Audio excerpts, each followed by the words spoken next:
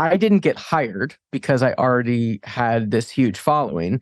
I got hired because when I went through the interview process, my whole pitch was like, listen, my strength is that I'm actually really good at making other people into influencers.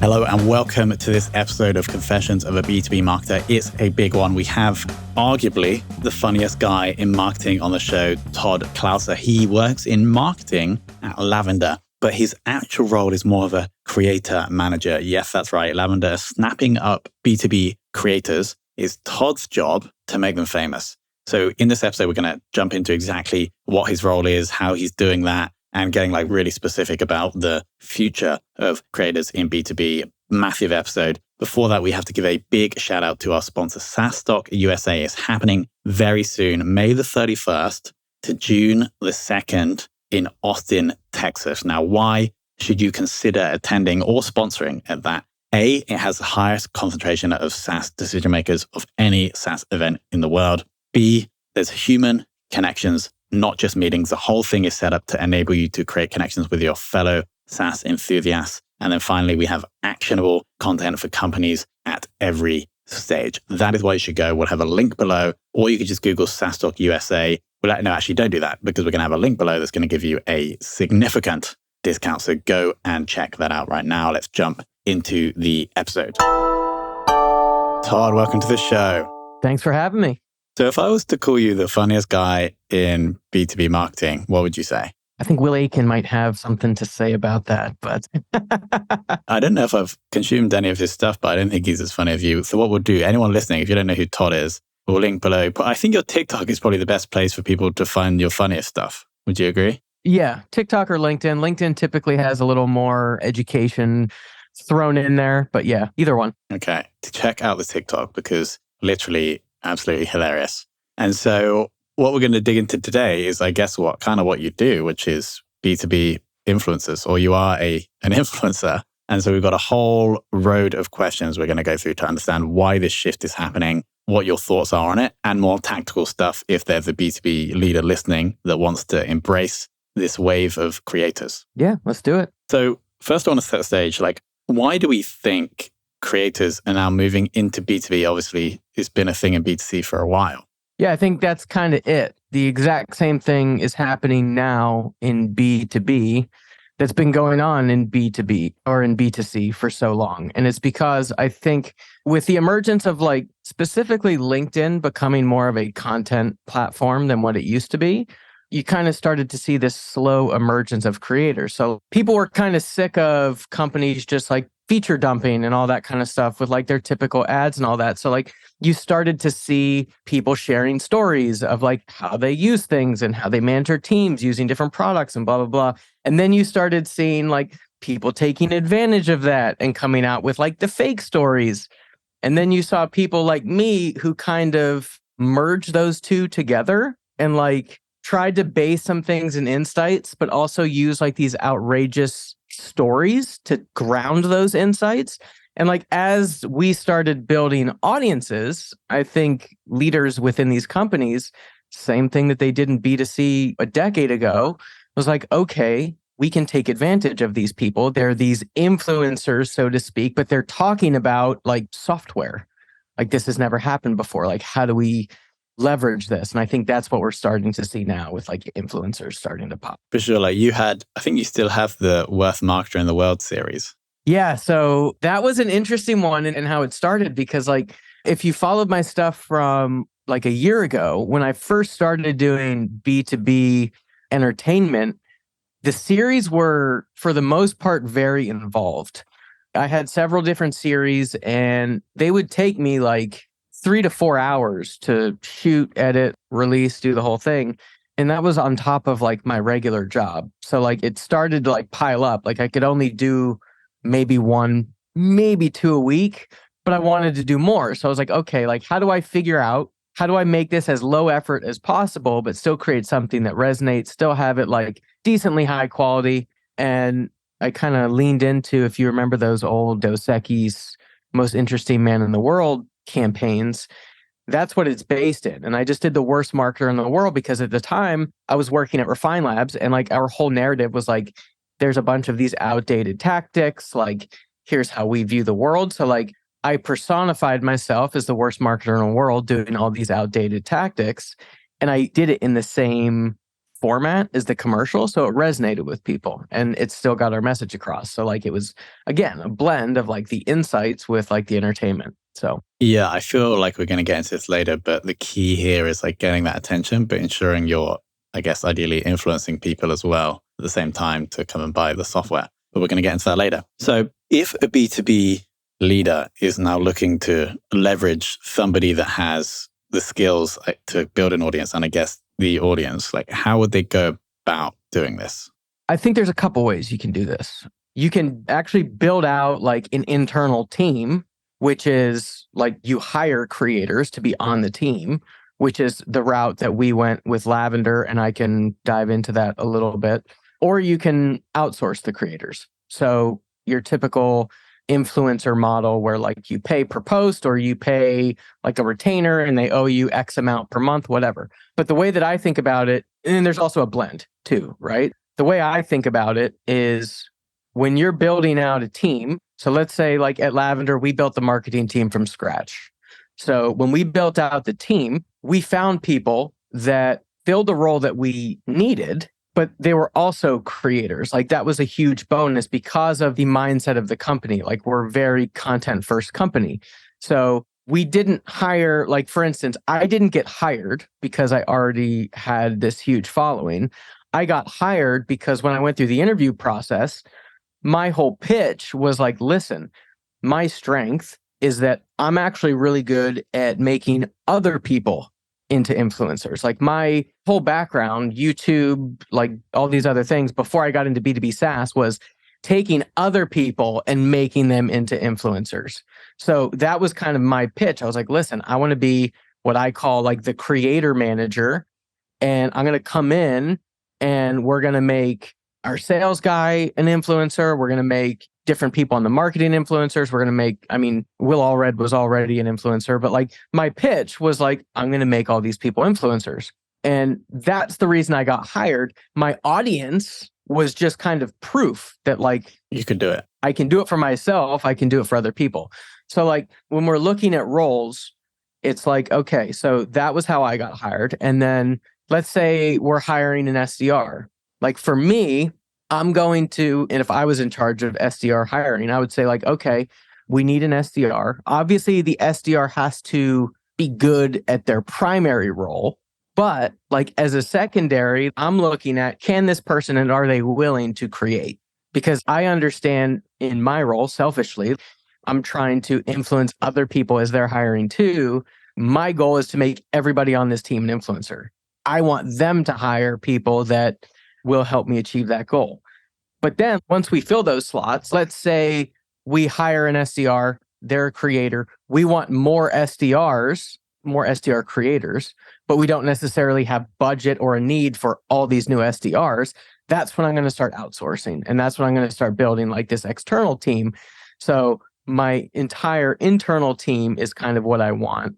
I don't need any more salespeople in that role, but I want more salespeople in that creation role because we sell a sales software. So now I'm going to go out and I'm going to start looking for like the traditional B2C style influencer where like I'm paying them per post or like per series. And we're not doing that yet, but like that's where I see most companies going. And then we can talk about how to do that. Yeah. I wanted to dig in because actually before you were in B2B SaaS, you were in welding, right? And so did you make other people famous in the welding space? I did YouTube in the welding and fabrication space for 10 years. And I showed up on camera one time in a 10-year YouTube career. So I was the everything other than the face on camera. So like I managed the community, I managed sales and marketing. I was filming, editing, engaging with people on the back end. Everything that wasn't happening in front of the camera was me. But the goal was to make people on the other end think that they were engaging with the face of the series. So like I had to learn all the information that they were talking about. I had to learn like what the community would agree with or disagree with, because like in that space, similar to B2B SaaS, like there's 100 ways you can skin a cat, right? And people are very like set in their ways on how they think about certain things. So like if we're recording a video and my subject matter expert says like X is how you do this, I would often say like, hey man, like you're going to get trolled really hard if you say that, because I've been doing this for 10 years. I know what people respond to, what they don't. Like maybe we reword that like this. And then we would do that. So like the goal for me was to not know the information better than my subject matter expert, but know the community better than my subject matter expert. So I could kind of guide them in how to speak to them. Got it. And how many people did you make famous on YouTube in the welding space? So in my career in the welding space directly that worked on like my team, my channel, we had 3 hosts. But then we also, after that, we were the largest YouTube channel in that space. So like we worked with a lot of other channels to do collaborations and kind of build partnerships and things like that. But directly working day in and day out with, it was 3 people. Got it. So I just want to break these roles down. You're saying there's the creative manager. There should be a role in a B2B company now, presumably sitting within the marketing function. Their job is to help the other creators in the business build their audiences. Yeah. So the role of the creator manager, and this is tough sometimes because unless you're, and even if you are a marketing software, you're still going to probably be utilizing like your sales team and customer success team because they know the product really well. So it's tough because the creator manager is going to sit on the marketing team, but the people that they're managing, it's not like a typical manager where it's like, okay, I sit here and I have 4 people beneath me and like they report up to me. In the creator manager role, it's like, okay, I'm a creator manager, probably like a team of 1 in a sense that nobody reports directly to me, but I'm managing with air quotes, like someone on the sales team and someone on the customer success team and someone on the marketing team from a content perspective. So like it's difficult because those people are all really busy. So like, for instance, as a marketer, think about trying to get like a salesperson or someone in customer success to help you with 1 piece of content, let alone like do it every single week, is difficult because it's like, I don't have time. I have my actual job that I have to do. So you have to kind of make it as low lift as possible. So like as an example, a series that I do with my AE, we meet once, well now twice a week because the series has taken off. But initially we met once a week for 20 minutes. All he had to do was come and like, it's an email rewrite show. So like I would get the email, I would kind of send him the bullet points, like all this. All he had to do was show up, rewrite the email. It was a 20-minute meeting once a week. And like the show has done so well that we're actually like in season 2, scratching the whole, like, let's record this over Zoom and just kind of like make it like the low effort edit. And now like we're actually like, we got an Airbnb, we're going to shoot it in person. We're bringing in a camera crew. And that happened over the course of 20 episodes. We do 2 episodes a week. So like over the course of 10 weeks, we've seen people come in on self-reported attribution from the show, like convert from the show. What's the name of the show? It's called 3-Minute Sales School. All right, guys. The host is Mike Wander. Mike Wander. We can find that on LinkedIn. Yes. We'll link to it below. Is there like a landing page on the Lavender site or is it just on LinkedIn? There's not right now, but as sometime in June, we're launching, I'll tease it out. We're launching our own streaming service type of platform where we're creating all of these very high production series style shows that you might see on like a Netflix or a Prime, but specific to B2B. So you'll be able to binge all the episodes there. Sick. Yeah. Yeah, I've seen Paddle do this. Have you seen their version of this? Yeah, it's pretty cool. I have seen theirs. Yeah. They did a really good job at it. So much to dig into here, but I actually wanted, because you mentioned it, this show sounds very appealing. So, but just from the context of the creator, right? So you're the creator manager, you're supporting the creator, which is the AE. And so you're just doing all the production of the show. He jumps on, does his magic, and that's a Zoom call. And then are you both posting that, or is it just he posting that? Right now, it's just him. Again, my goal is I put out my own type of series, but on the same note, I've built my audience over the past couple years as a marketing audience. Lavender right now, primary target is salespeople. So like, I'm not going to pretend that I'm a sales influencer and can like speak on the same level as like really high level salespeople. So we create the content, he puts it out. Some of it goes out through the company page.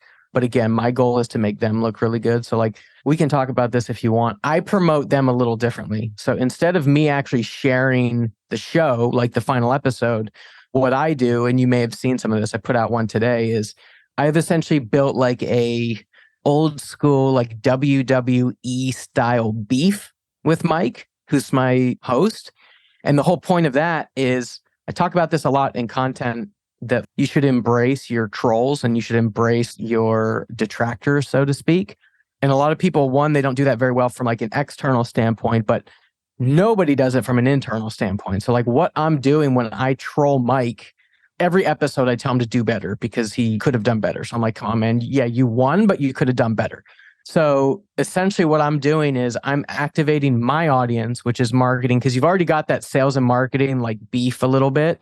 So I'm activating my audience to go troll Mike and tell him to do better. So now like my audience of marketers may not actually buy the product, but people on their team might, and them actually engaging with it is allowing his content to get out to their teams, salespeople that might be in their audience. So like finding ways like that to get your audience to engage with their content without just reposting or doing something like that is super key to boosting it in like an actual organic way. So seems like a very advanced creator manager skill, but very intelligent because sales marketing beef is just, it goes on and on and on and on. Anyway, one more clarification question on this series before we move on. You mentioned like it was popping off or it's working. Were you just measuring that by LinkedIn engagement? So yes and no. From a creator manager standpoint, because the series is so new, my initial like measurements are what most people would call vanity metrics. I don't consider them vanity metrics because I'm looking to see if they are like the people within our ICP. And I'm creating a series that, one, it showcases the product without pitching the product. I know we're going to talk about that in a little bit. So like, it's not vanity to me because, and from comments, like I know that these people are asking what the product is. Like we use the product to judge the 2 emails that are rewritten to pick the winner. So like people will be like, oh, what's that tool? Gives us an opportunity to talk about it. And then Mike getting tagged in things, the series getting tagged in things, him going on shows, like those are all metrics that I look at. But at the end of the day, we want to see people coming inbound and actually requesting demos and signing for the product. And those are the things that we've started seeing that said, okay, now it's time to level up this series and like go big. Can't wait to see the production value on season 2. When's that going live? Season 2 should go live second week of June. Got it. All right. Post-streaming platform. Okay, awesome. Now, you touched upon a point which I think is super crucial in like any content, which is how you can demonstrate or show without pitching, or how you can weave like the ethos or anything about the product into content. Do you have like a framework for doing that? Because I assume as you were creating the idea for this, the 3-minute email rewrite show, this was in mind. Like, do you have any tips for people on how they can do this? A framework I don't have. For me anyway, it's just kind of like a mindset and something that I do when I'm thinking about a series. And this is, I don't want to say this is different from like one-off content, but it is different from one-off content in the sense that like when I'm creating a series, I know this is going to get repeated over and over and over. And like my audience is going to see it over and over and over. So I want to make sure 100% that there is some association with my product. Because like a one-off piece of content, I can put out a piece of content that's funny and just like for no reason and like I can get away with it. But if I'm one, spending money on a series and two, repeating it to the point where like people are going to reference it, I want to make sure that the product is getting some benefit out of that. So to me, it's about showcasing it without pitching it. And I think the best way that I can explain that is by giving a couple examples, because I don't really have like a framework for it. But like for the example that we're talking about right now with 3-Minute Sales School, the way that it works is we'll get cold outbound. We all get tons of cold outbound. So we originally started with just taking real emails that we got, and then Mike would rewrite them. And then eventually, as the series picked up, we got people that actually submitted them. So like they could go back and use those emails in their actual outbound. But so like people submit these emails that they need help with because they're not getting replies or whatever. And then Mike rewrites it. We score it in Lavender. We score the original one in Lavender because Lavender will give you like an email score. That's what the tool does. It'll score it. And then Mike will do his own rewrite, score that. And then we choose a winner based off that score. So like he's never pitching the product. He's never like, we spend maybe 10 seconds out of the entire show just like scoring. He's never talking about like, all right, like I'm going to go over to Lavender. Let's see what it tells us. Like he just does it. It shows up. It pops up. Maybe it sparks some interest. Maybe it doesn't. That's it. Like we don't go into product. So like it's this subtle thing. And then like, because the value is so high, because he's rewriting these emails so well, he's really good at his job. Over the course, and we get people telling us all the time, like, I've just binge watched 20 of these episodes. How often on LinkedIn, on a scrolling platform, do you get people telling you that they binge watched episodes? Like, not often. So people will binge watch these episodes. And then after 5, 10, 15, 20 episodes, now they're subtly, like in the back of their mind, subconsciously linking Lavender with a better email because the tool scored his email better. So now like we're associating the product with better email. That's how you use the tool to associate with the tool without pitching the tool. And it's worked extremely well because like I said, after 20 episodes, to take us 20 minutes to record has been super successful. So does he lose against the original sometimes? He hasn't yet. And we need, one of the reasons I tell him to do better is because I have to like keep his ego in check. Right now he's 20-0. Yeah. So like I need someone. I've tried, like I've sent him really good emails and he's like, oh man, this one's going to give me a run for my money. But hopefully the way we're shooting season 2 is actually going to have right now it's just him and like we shoot it and it's done. In season 2, there's going to be like a reveal at the end where like the person who originally sent it is going to be there and it's going to be like which one's going to win. And then it's like pop up who won. So I'm really hoping in season 2, someone beats him so we can get the reaction live on camera. So that's going to be a magical moment. Okay, so circling back now. So we've just discussed how you, the creator manager, have been working with a creator in the team to create the show. But circling back to the hiring of creators, because your example was that, let's say we're going to hire SDRs. I just want this SDR that we hire to be an influencer. At what stage would then a business just hire someone not to do a role, instead of just using audience or audience creating skills as something they hire against, and they're hiring someone who's going to do a role that they need in the business, to just hiring someone whose pure role is just to create? I think you do need that. Like for us, like we do have that role on our team. That was one of our first marketing hires in Will Aiken. So like he is that role. But my answer to that question is like, for me, I would maximize what I have first. And then like once I'm big enough, once the budget's there, like I can hire for a full-time role. But to me, there's so much missed opportunity on every team out there right now that I would fill all those gaps first.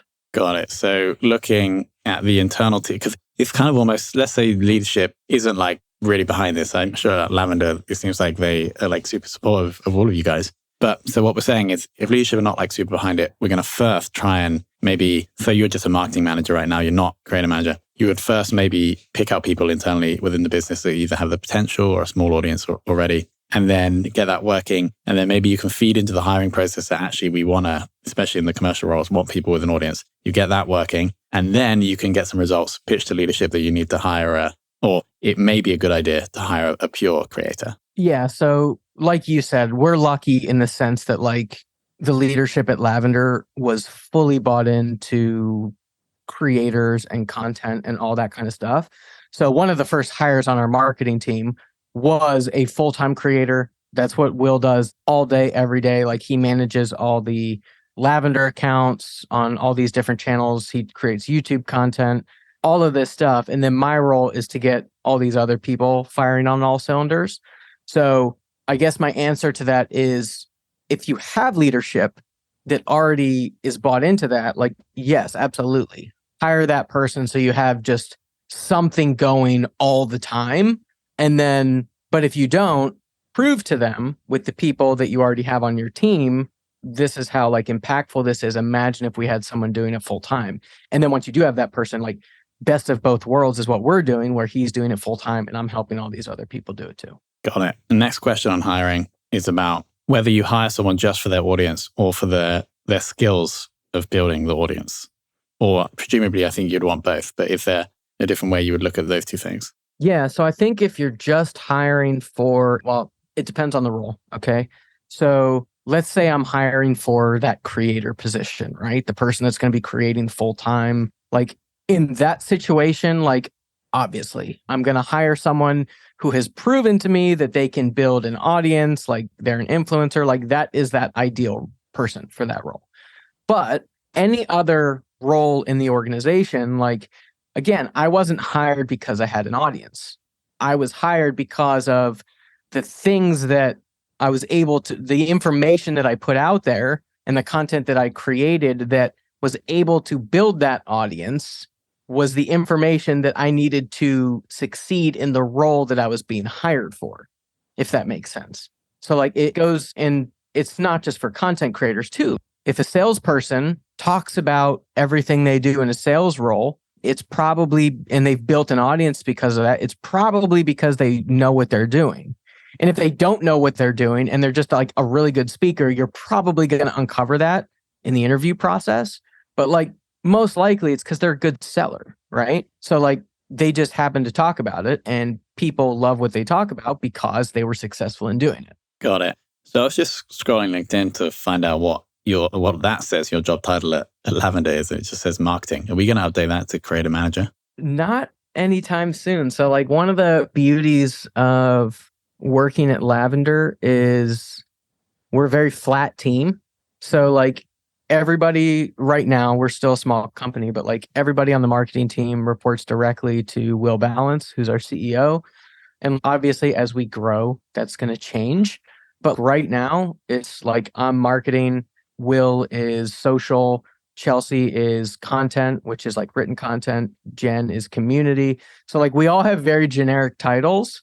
And that's just because we're a very flat team. It's a very collaborative environment. So like no one's reporting directly to anyone else. Got it. And could you just share a couple of the other content series you guys have at the moment and just explain, if possible, how Lavender is being like inserted but not pitched? Yeah, for sure. So we talked about 3-Minute Sales School. Another one that we haven't released yet, but it will be, the first episode will be released within the next week or two. It's called Pardon the Outbound. So if you're familiar with Pardon the Interruption on ESPN, it's basically like the same format as that. And if you're not familiar with the format, I'm going to try to describe it. But like think of your typical news debate type of show. So like you've got two hosts, and then on the side, you've got in that show maybe 10 topics of like the sports news from the day. And then like each topic gets 2 minutes. And they have 2 minutes to go back and forth and like debate it and then move on to the next one. And that's the whole show. We took that format and we made it into an email show. So like we take an email, we break down the email into 4 different parts. So like we have 4 different topics, and then we have each host do a rewrite. So we have 2 minutes to talk about each one, and then they both do a rewrite, going back and forth. We don't talk about the product in this show at all from the host standpoint. There's no grading, there's none of that. But if you think about any news outlet, show, channel that you ever watch, there's a little news ticker at the bottom. In this show, Lavender we have data from millions of emails being sent out. So like we have all these different data points, like what helps you get better reply rates. And on that little news ticker in the bottom, it'll say like, if you do X in your subject line, you'll get X% more reply rates. And like we've got just these little like stats that kind of scroll on the bottom that show you like what's happening in the back end of Lavender. So again, we're not mentioning it. We don't talk about the product a single time from a host standpoint, but like on the bottom, you see like these stats just kind of flying by. So that's another example. Not necessarily incorporating the product, but another series that people know us really well for is Lavender Joe. So we use the product name in the character's name. So like Lavender Joe is basically this personified salesperson that does all these outdated tactics. And what he does is like, we'll put him out in the wild and he'll try to use like these cold email tropes on people in the wild. So like, I hope this finds you well. He'll walk up to someone and be like, hey, I hope this finds you well, whatever. We use these outdated tactics on people in the wild and just like capture their reactions. And people have come to love that character but we call him Lavender Joe. So again, like people associate it with lavender, they come see what it does. So a little less, that's like a pure entertainment play. So it's a little less in the forefront, but like that's another example. I think the key thing I'm going to take away from this conversation is the real focus you have to have on this person who you're trying to educate or entertain and what they're interested in and delivering that. But then also in a subtle way or subtle or clever way, ensuring that we put the product in, which essentially means that we can pay to create the content. Because if we weren't including the product, then we're not going to get budget. We can't do it. And so I think it's the balance of those two. And specifically for you, it seems like you're very like on it with those two factors. Would you agree? Yeah, I think I like to call series I like to categorize them in two ways. So like low effort, high payoff and high effort, high payoff. So with the exception of maybe Lavender Joe, because that was like created originally very high production. But like every series that I create, we create it as low effort as humanly possible, try to maximize those results. And then once it gets to a point where I can go to my CEO and say like, hey, here's what's been happening with this series, like it's worth the investment, then we go into a high production. So like proof of concept as cheaply and efficiently as possible. And then the second that you hit that tipping point, like you need to go all in because one, people are going to copy you or do it better. Well, that's like do it before someone else does. So got it. Well, Todd, this has been a deep dive into the world of B2B creators. And I think it's such an important space. Like Lavender are definitely very ahead of the curve. But I think in like 3 to 5 years, everyone's going to be doing what you guys are doing. So it's super awesome to get your insights. Now, obviously, people can find you on LinkedIn. Also, Easy Mode is the podcast, right? Yeah. So me and my partner, Obed Durrani, we have a consulting company called Easy Mode. We do a podcast called Cheat Codes where we talk about all this stuff. And yeah, you can find more there. And then obviously LinkedIn, TikTok, as we said earlier. And then obviously we'll link to Lavender because you guys are killing it. Anything else we should mention or link to? I think that's it. Todd, thank you so much for coming on the show. I appreciate it. Thanks for having me. All right, big episode. I hope you enjoyed that. I think, as I mentioned at the end, the key thing here is that how can you create content that really is going to entertain or educate the audience, like unusual or interesting format? That's the first thing. And the second thing is, as you're doing that, you have to get that right, otherwise you're going to get no attention. How can you weave in the product in a way that doesn't take away from that experience for the user in an intelligent way, e.g. not pitching? And so those are the two most important things to think about as you're looking to create any type of B2B content, but especially if you're going to look to do this creator-led flow that Todd was discussing. So again, thanks, Todd. Thanks so much for coming on. Everything regarding Todd that we mentioned today will be linked below. And then also thank you so much to SaaS Talk USA. If you want to attend or if you want to sponsor, that will be linked below. And of course, thank you for listening.